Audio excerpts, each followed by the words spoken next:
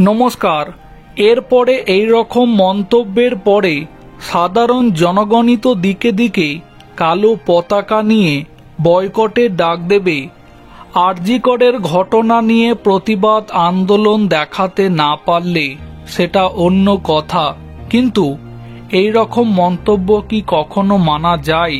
আপনারা প্রত্যেকে জানেন, ক্রিকেটার সৌরভ গঙ্গোপাধ্যায় আরজি করের ঘটনা প্রসঙ্গে মন্তব্য করতে গিয়ে বলেছিল এটা একটা বিচ্ছিন্ন ঘটনা।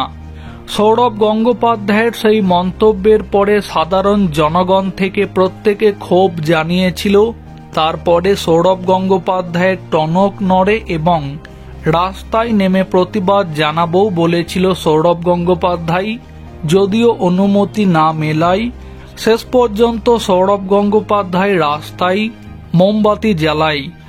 আর এবার সৌরভ গঙ্গোপাধ্যায়ের স্ত্রী ডোনা গঙ্গোপাধ্যায় আরজি করের ঘটনা নিয়ে যে মন্তব্য করল, চলুন সেই মন্তব্য প্রথমে আপনাদেরকে শোনাই। শোনার পরে আপনারাই এই মন্তব্য নিয়ে কি বলা যায় কমেন্টে আপনাদের মতামত জানাবেন।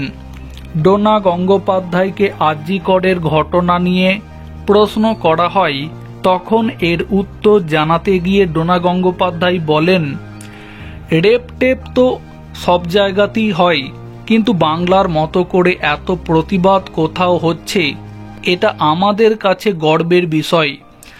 বাংলার সমস্ত মানুষরা প্রতিবাদ করছে, এটা একটা বিশাল ব্যাপার।